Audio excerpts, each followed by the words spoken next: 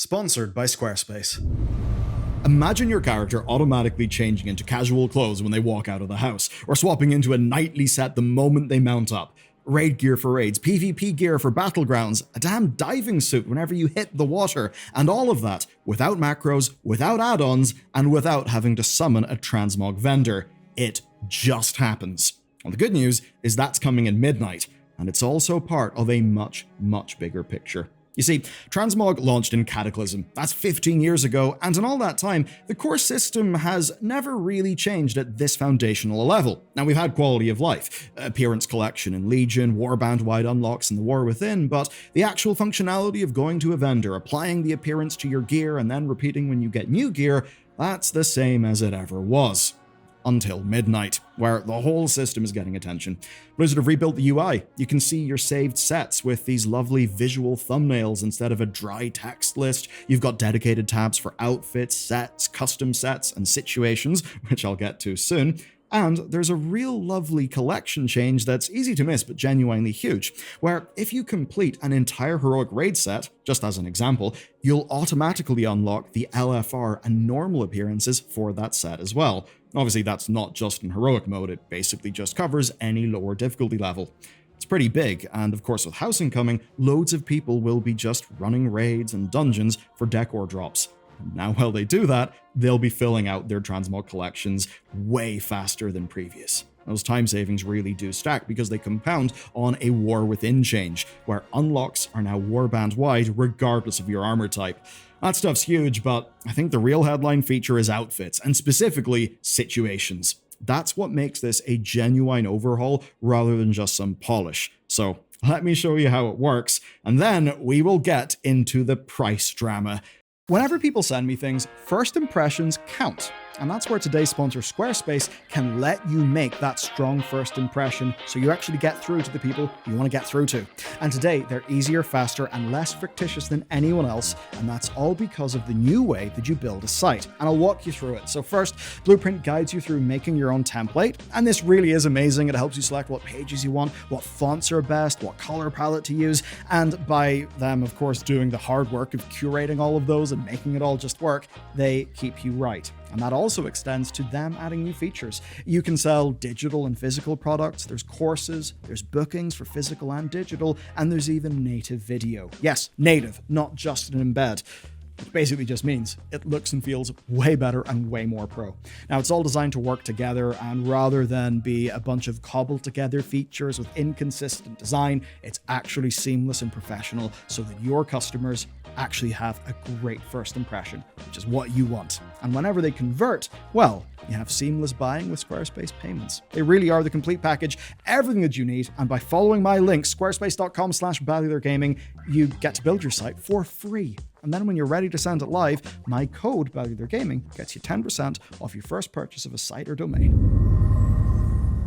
First up, some reassurance. Your existing saved sets aren't going anywhere. All of those outfits that you built over the years, all your Trial of Style winners, those will be migrated over into the new UI, where they'll be live under a new tab that is called Custom Sets. And that tab is separate from the new system, but it still is functional. So, nothing different. But outfits are actually different, and the difference actually does matter. So here's how transmogrification works for your character right now.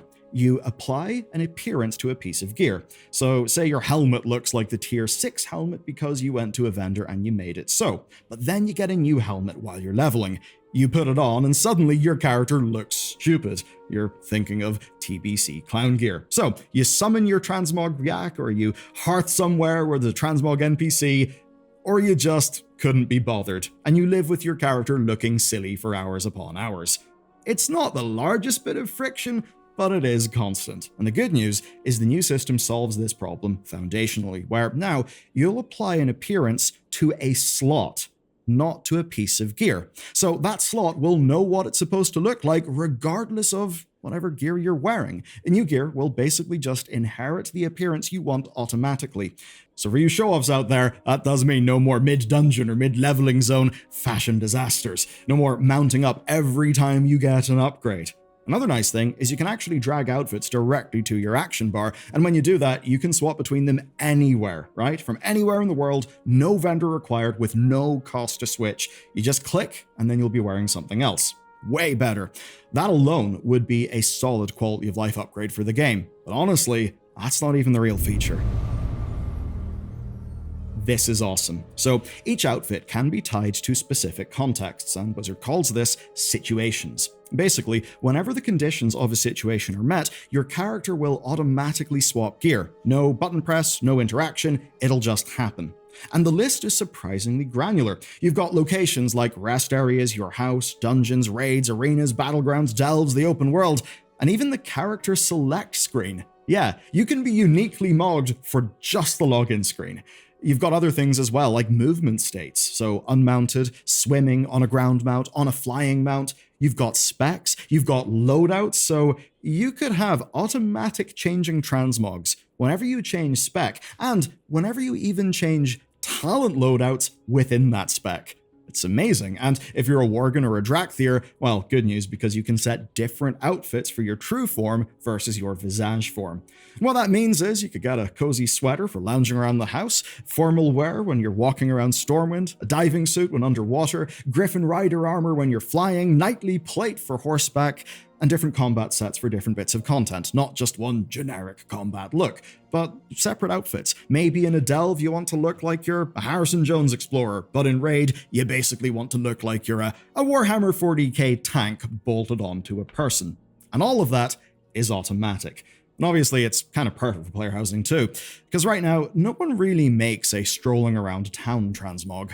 Why would you? To actually use the damn thing, you need a bunch of macros, maybe the yak mount, and the patience to spend gold every time you want to switch back and forth. The amount of friction kills the idea before it starts, and because that friction kills the idea, it means that whole categories of gear reward just aren't really valued by people because it's hard to practically use them. So now, a house outfit can become a real thing you'll actually use, and a real reward you'll actually, bother to attain. And underneath this, there's a whole emotional layer that's not really being talked about, and that is ownership over your character, actually feeling connected to it, because the more that you can customize something, be that your Chipotle order or your World of Warcraft character, well, you feel more attached to it, right? So if you have a house that's completely decked out for your character, and then you've went to all the effort of all your different situation outfits, what that means is you'll feel more tied to your character.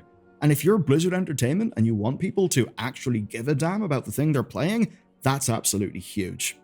But this is a World of Warcraft video, and we are a dramatic bunch. There was a massive concern over this bankrupting people, and the good news is, a lot has happened since. Let's talk about the cost structure of all of this, and this is where the alpha news cycle kinda kicked in and then resolved itself in real time. So now that you watch this, you basically get to see what I think is the version of the system that we'll actually get on launch day. So your first 2 outfit slots are going to be free. After that, you will be paying gold, and the costs will be scaling up as you unlock more. Now, whenever the beta first showed the numbers, people did the maths. It was crazy. Basically, it was just shy of 800,000 gold to unlock all 20 slots. It's a real big number, and initially, it actually looked like those costs may even have been per character.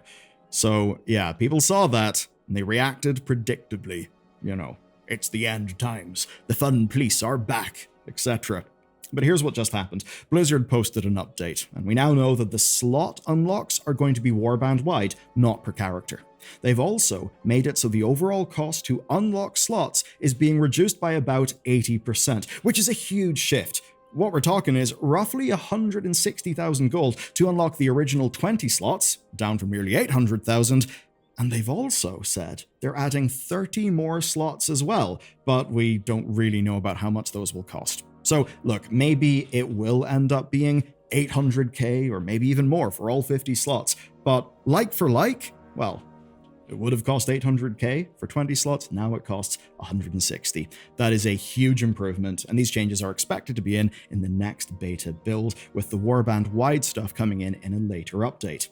But that's actually not the only change to the cost structure.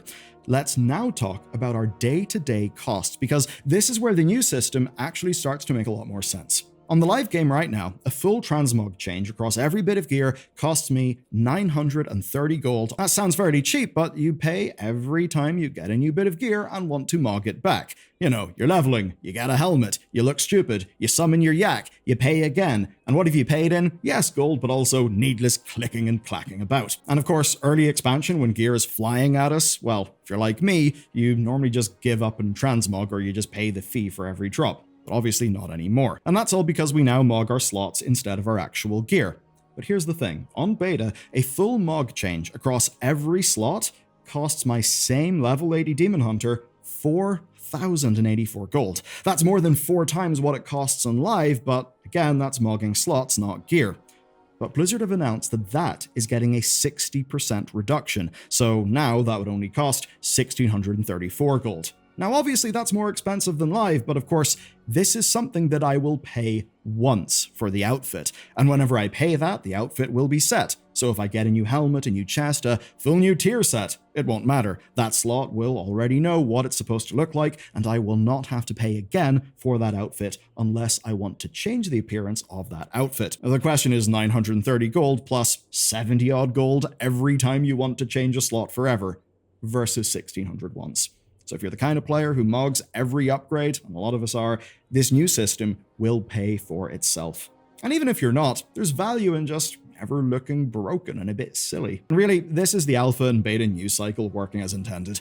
Players give feedback, Blizzard listen, the system gets better, and the thing is, it's easy for us to get caught up in the weekly data mining drama, where we see a change come in, and then we go, oh my god, Blizzard ruined it, the fun police are here we go again. But sometimes they may already have changes queued for the next build. You know, that's kind of just how the process works. Because, at least with the World of Warcraft beta and alpha, it is a true testing process, where the developers are actually still building the game. Unlike what we are used to in other games where betas are basically just some free advertising. So then, this is the first time transmogs have gained real functionality since they launched. Not just little expansions to the rule set or little collection improvements, but actual new capabilities. Situations turn transmog from how you look into how you live within World of Warcraft, which is huge. It's an entirely different value proposition, an entirely different fantasy. Your character has now got a wardrobe, not just one costume that they wear all the time. And the way that it responds to context is just way more than I even thought Blizzard would do with a system like this. Now, the implementation had paper cuts, beta surfaced them, Blizzard adjusted. This is development working as intended. So, it's basically good news. I've actually got some even better news. The Devourer Demon Hunter is goddamn fascinating. It looks amazing. We've played it a whole ton, and you can learn about all of that in this video next.